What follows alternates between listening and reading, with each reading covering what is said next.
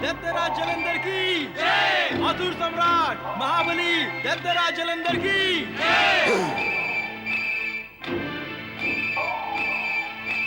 प्रिय असुरगण, दैत्य गुरु शुक्राचार्य ने हमें और हमारे असुर जाति को एक नया जीवन प्रदान किया है।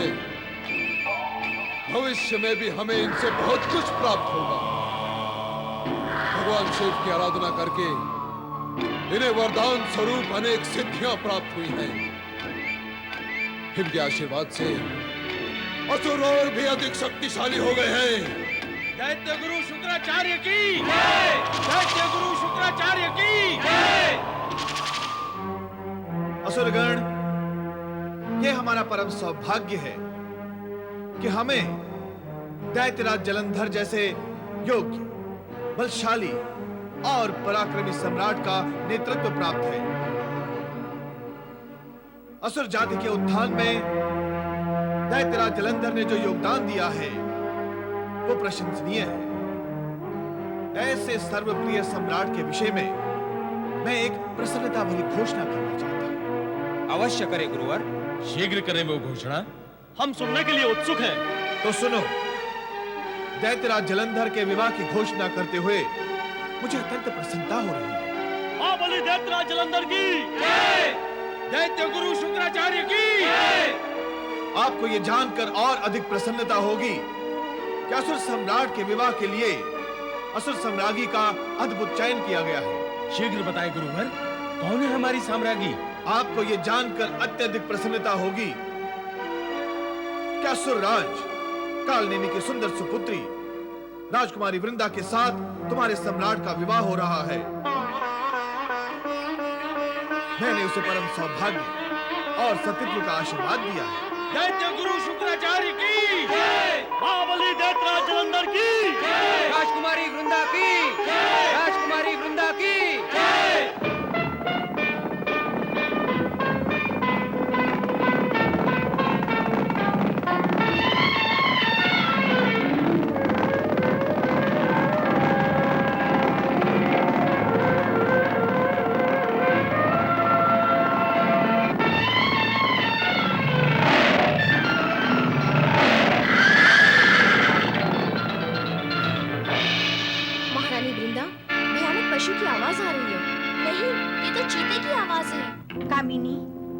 राजकुमारी वृंदा के होते हुए तुम्हें भयभीत होने की कोई आवश्यकता नहीं है। तुम दोनों यही प्रतीक्षा करो, मैं देखकर आती हूँ।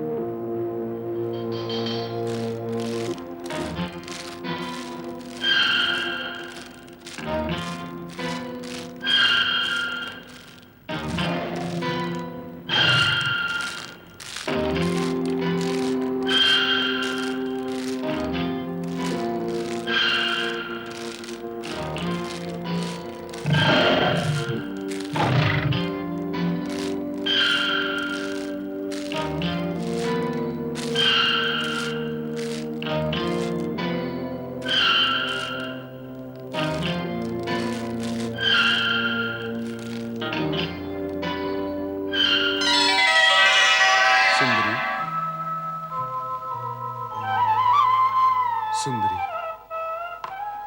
मैं ये पुष्प गुच्छा आपको भेंट करके आपसे प्रणय निवेदन करने के लिए इच्छुक हूं। कृपा करके मेरी भेंट स्वीकार करें। कदापि नहीं। क्यों करूं मैं उस अपरिचित पुरुष का प्रेम निवेदन स्वीकार, जिसे न मैंने देखा है न जाना। मैं पर पुरुष की भेंट कदापि स्वीकार नहीं करूंगी। पर पुरुष? आप राजकुमारी हैं और मैं वन देवता। मैं सभी प्रकार से आपके लिए योग्य हूं। मेरी उपेक्षा करना आपके लिए उचित नहीं। देखो वन देवता, वन दानव जैसी बातें न करो। जो सभी प्रकार से मेरी योग्य है, उस असुरराज जलंधर के साथ मेरे पिता कालनेमी और हमारे गुरु शुक्राचार्य ने मेरा विवाह निश्चित कर दिया है। अब तो वे ही मेरे सर्वस्व हैं। उनके अतिरिक्त मैं अन्य किसी के विषय में विचार भी नहीं कर सकती। अब तो अन्य सभी मेरे पर पुरुष ही हैं। नहीं सुंदरी नहीं, ऐसा नहीं है। इस वन प्रदेश में प्रवेश करने वाली हर सुंदर कन्या को वन देवता के होकर रहना पड़ता है। तुम्हें भी ऐसा ही करना होगा। मैं चाहूं तो तुम्हारे साथ बलपूर्वक विवाह कर सकता हूं। तुम जैसी सुंदर और कोमलांगी के साथ मैं ऐसा सुंदर और कठोर व्यवहार नहीं करूंगा। अपनी सीमा में रहो वन देवता। अवश्य रहूंगा। बिना विरोध मेरा प्रेम प्रस्ताव स्वीकार कर लो। तुम्हारी ये इच्छा स्वप्न में भी पूर्ण नहीं हो सकती वन देवता। यदि शक्ति परीक्षण की इच्छा ही बलवती है तो तैयार हो जाओ युद्ध के लिए। कोमल हाथों में खड़ग और मन में युद्ध की इच्छा? नहीं, मन में युद्ध की इच्छा तनिक भी नहीं है, किंतु अपने सतीत्व और स्वाभिमान के लिए प्राणों पर खेलकर दुष्टों को कुचल देना आता है मुझे। राजकुमारी वृंदा, मुझे तुम्हारी चुनौती स्वीकार है।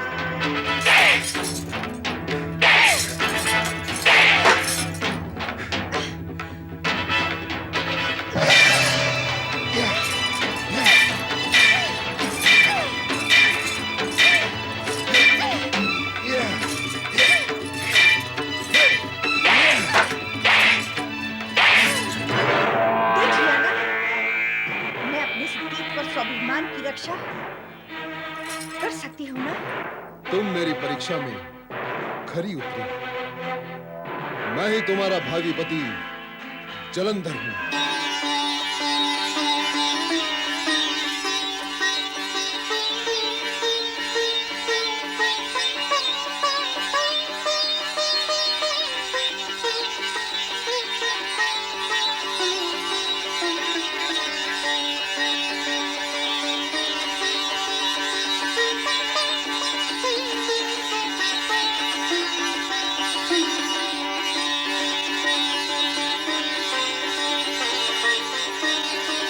मैं तुम्हारी वीरता और साहस से अति प्रसन्न हूं।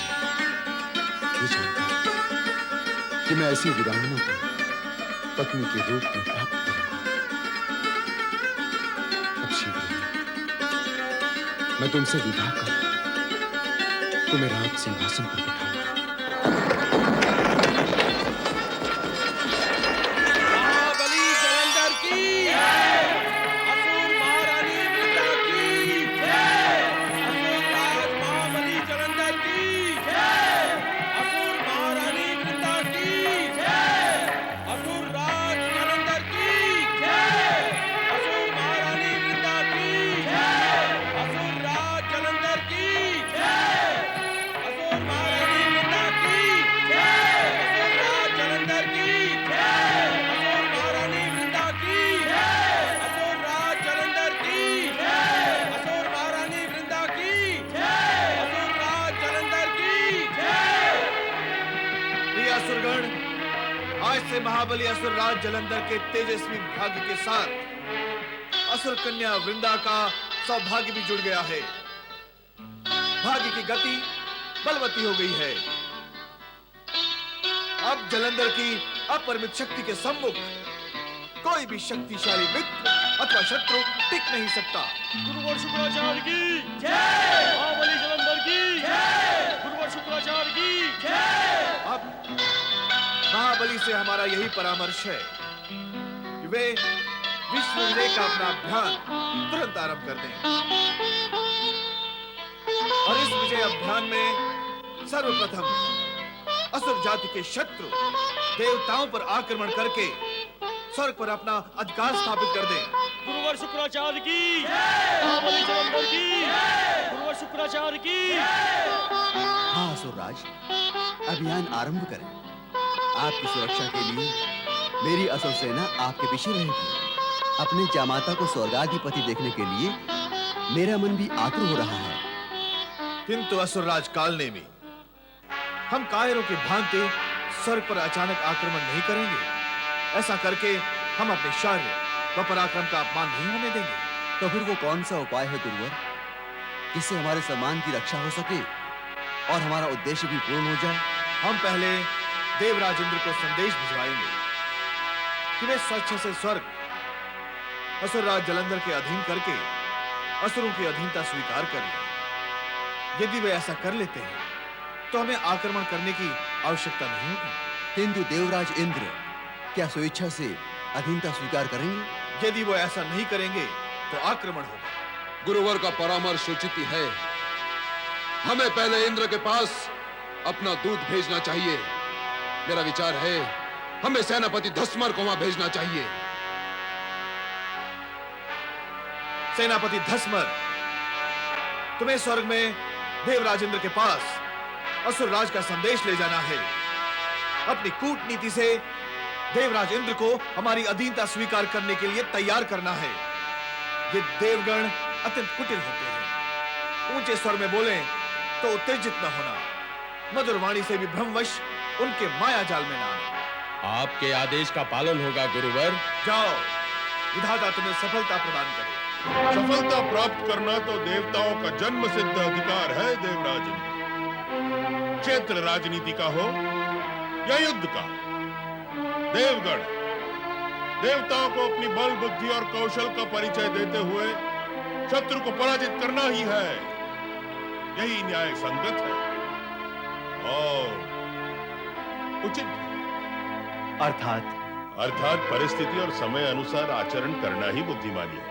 देवराज, जलंधर का दूत असुर सेनापति धस्मर आपके लिए संदेश लेकर उपस्थित हुआ है और आपकी सेवा में संदेश निवेदन करने की आज्ञा चाहता है। असुरपति जलंधर का दूत का यहाँ आने का क्या प्रयोजन हो सकता है? हमारा तो जलंधर से कोई संबंध भी नहीं है, तो फिर हम क्यों मिले उससे? वरुण देव, हम उससे नहीं मिलेंगे। पर देवराज, किसी भी शक्तिशाली अधिपति के दूत से भेंट न करना धर्म तथा नीति दोनों के विरुद्ध है। आप उसे आदरपूर्वक बुलाएं और ध्यान से उसकी बात सुनें। गुरुदेव, आपका यही परामर्श है तो ठीक है, बुलवा लेते हैं उसे। वरुण देव, दूत को बुलवा लें। जो आज्ञा देवराज।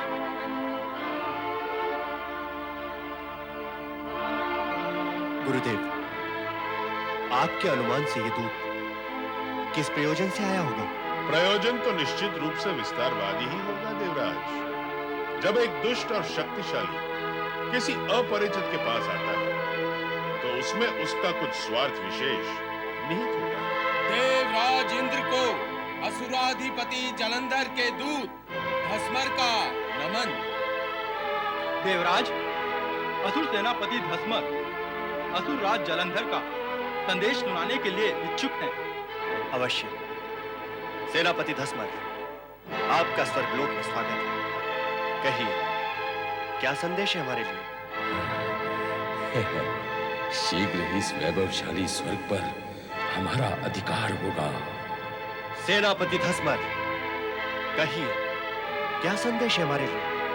देवराज इंद्र, हमारे स्वामी असुर राज जलंधर इस स्वर्ग को पाकर अति प्रसन्न होंगे।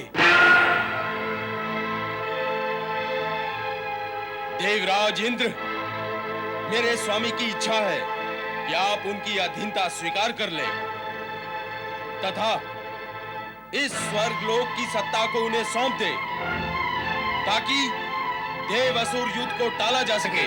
देवराज, क्या हम कायर हैं जो युद्ध के भय से अपना स्वर्ग सौंप दें? क्यों सौंप दें? इस दृष्ट का ये साहस इसकी जिह्वा काट देनी चाहिए देवराज। साहस तो इसके स्वामी जलंधर ने किया है देवराज। दंड तो उसे ही मिलना चाहिए। दंड उसे भी मिलेगा, पर इस समय धृष्टता इस दुष्ट के द्वारा हुई है, तो इस दुष्ट को यही समाप्त कर देना चाहिए। मेरे साथ क्रूर और दुर्व्यवहार करने का परिणाम जानते हो? महाबली जलंधर तुम सभी को जलाकर भस्म कर देंगे। सेनापति धस्मर, तुम्हें यहाँ आने से पूर्व और तुम्हें यहाँ भेजने से पूर्व क्या तुम्हारे महाबली जलंधर को परिणाम का ज्ञान नहीं था? उसने तुम्हें यहाँ भेज दिया और तुम संदेश लेकर आ गए। तो क्या हम तुम्हें स्वर्ग सौंप देंगे? मिट्टी के बने हुए हैं हम। कुशल समझो, कुशल समझो कि तुम दूत हो, अन्यथा मैं। अन्यथा? अन्यथा क्या? तुम मेरे प्राण ले लेते? मन की इच्छा पूर्ण करके देख लो देवराज इंद्र, फिर उसका परिणाम भी देख लेना। तुम बार बार हमें परिणाम का भय दिखाकर आतंकित कर रहे हो। इसकी मन और वाणी पर असुर जलंधर बैठा हुआ बोल रहा है देवराज। इसे समाप्त कर दे देवराज, इसकी वाणी पर विराम लग जाएगा। तुम सत्य कह रहे हो मेघदेव, यही उचित होगा। नीच, अधम, नहीं देवराज, नहीं। अतिथि और दूत दोनों सन्मानीय होते हैं और हमारी परंपरा भी उनके प्रति सदा आदर भावना की ही रही है। आज भी हम अपनी परंपरा के विरुद्ध आचरण नहीं करेंगे। किंतु गुरुवर, नहीं वरुण देव, नहीं। दुर्व्यवहार देवताओं को शोभा नहीं देता और देवराज भी इस सत्य का समर्थन अवश्य करेंगे कि दुर्व्यवहार केवल दुर्जन करते हैं, प्राणी मात्र के प्रति सद्भावना रखने वाले देव या मानव नहीं। आपके कथन की सत्यता को नकारा नहीं जा सकता गुरुदेव, किंतु हमारे प्रति किया गया धृष्ट व्यवहार भी हम सहन नहीं कर सकते। स्वयं आप ही कहें कि इस दोस्त को क्या उत्तर दिया जाए। इस ओर से आप निश्चिंत रहें देवराज, ये कार्य हम स्वयं करेंगे। असुरराज जलंधर के दूत सेनापति धस्मर, अपने स्वामी से जाकर कहो कि स्वर्ग देवताओं का है और सदा के लिए रहेगा। यदि उसने इस ओर दृष्टि भी की तो देव असुर युद्ध अनिवार्य हो जाएगा। असुर युद्ध से कभी पीछे नहीं हटते, वो सदैव युद्ध के लिए तत्पर रहते हैं। और अब आप भी तत्पर हो जाए। असुर राज महाबली जलंधर की जय। अब आप असुरराज जलंधर के आक्रमण को निश्चित मानकर किसी भी सहायता की अपेक्षा किए बिना युद्ध की तैयारियां करें। देवगण, युद्ध की तैयारी करो। हमें असुराधिपति जलंधर को ऐसी शिक्षा देनी है कि समस्त असुर जाति सदा सदा के लिए अपनी दुष्टता और नीचता भूल जाए। युद्ध चाहते हैं।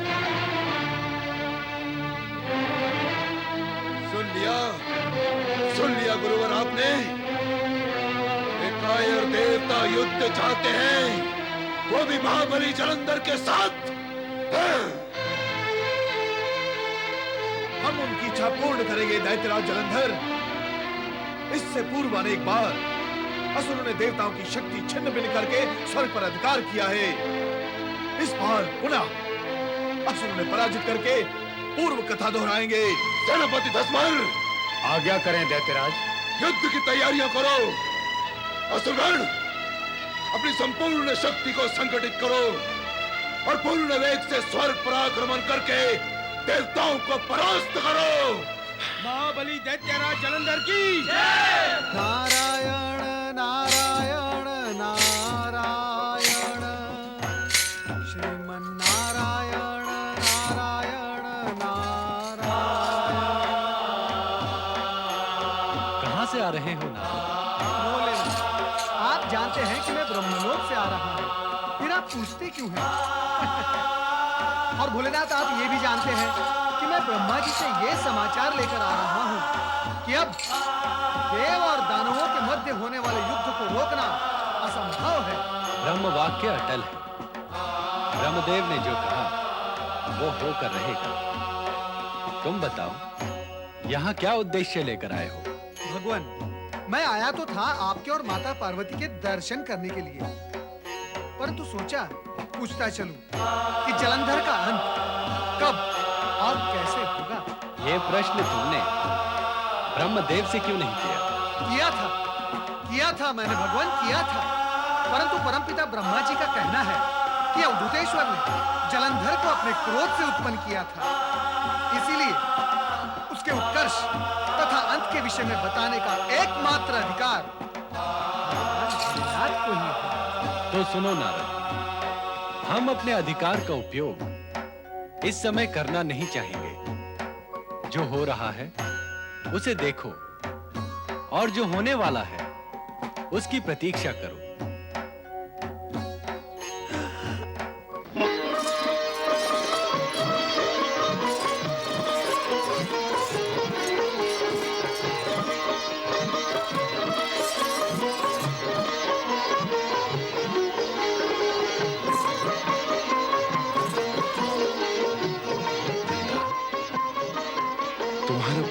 मुझ में समाता नहीं, पूजा कहाँ समाएगी? पूजा समाती नहीं, ग्रहण की जाती है। पूजा के साथ दृढ़ प्रार्थना करते हैं कि हमारे स्वामी की सदा सुरक्षा हो। तुम मेरी सुरक्षा के लिए चिंतित हो?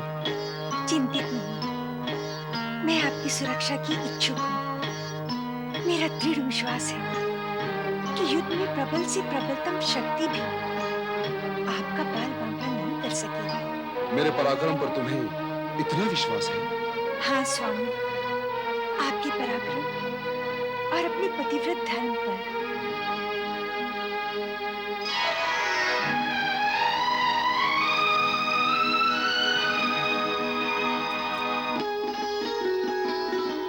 सदा विजयी हो।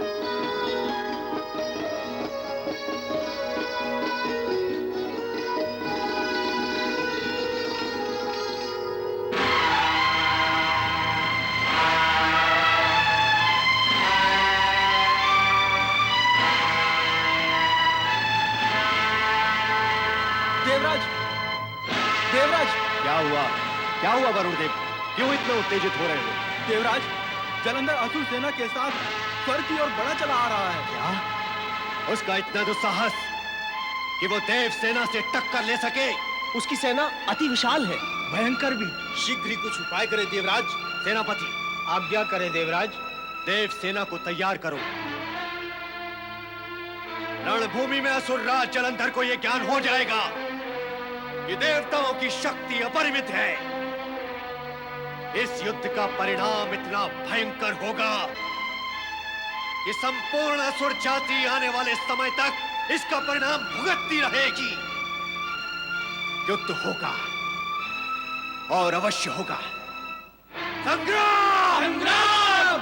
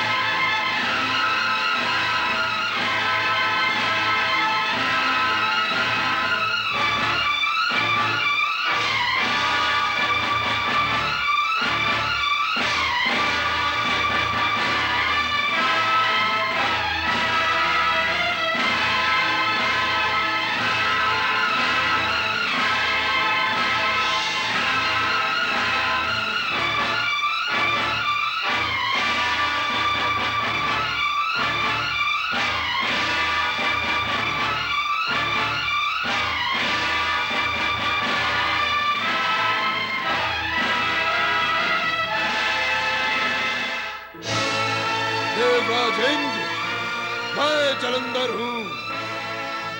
सदा विजयी का दूसरा नाम है जलंधर। देवताओं को भस्म कर देने वाली ज्वाला का नाम है जलंधर। सत्य मानो, जगत के ईश्वर का नाम है जलंधर। जलंधर, जलंधर। दुष्ट जलंधर, ये तू नहीं, तेरा अहंकार बोल रहा है। ये मत भूल कि अहंकार का दूसरा नाम है सर्वनाश। जब जब असुरों ने अत्याचार के लिए मस्तक उठाया है, देवताओं ने उसे कुचल डाला है। ये सनातन सत्य है। हे, संभाल!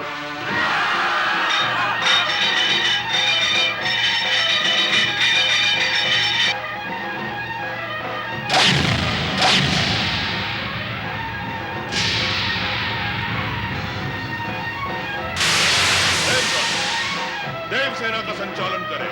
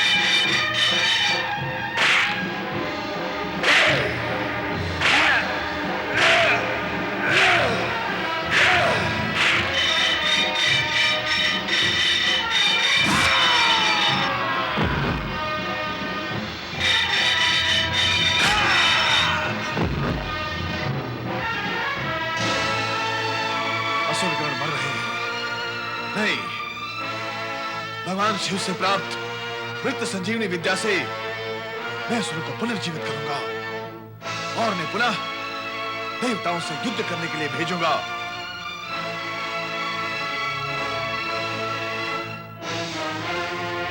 जय जय मृत्युंजय महादेव।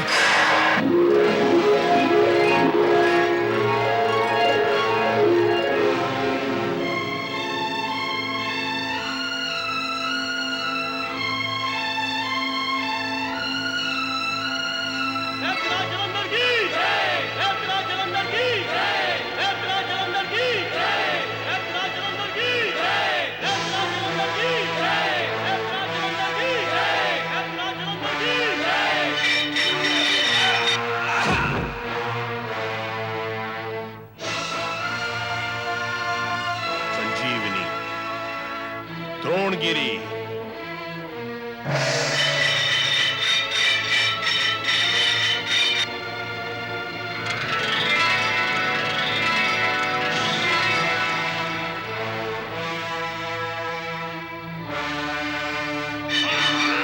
ओम नमः शिवाय। द्रोणगिरी,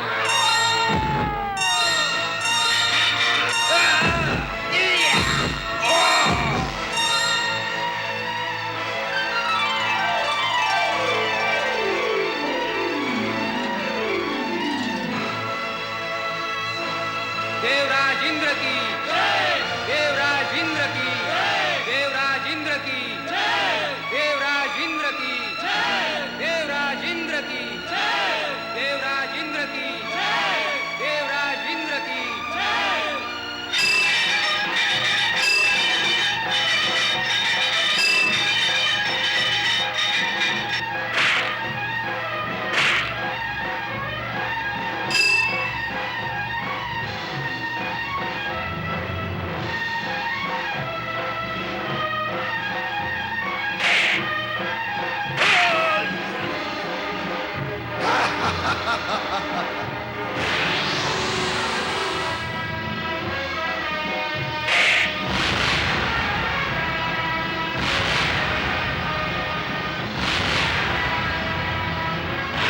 ओम नमः शिवाय। ओम नमः शिवाय।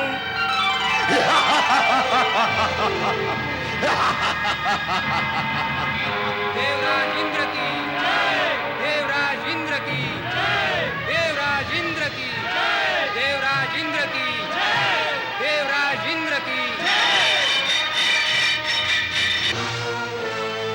गुरु, बृहस्पति भी आपके भांति देवगण को पुनर्जीवित करके भेज रहा है। असुर सेना की संख्या घटती जा रही है। अब कुछ कीजिए गुरुवर, कुछ कीजिए।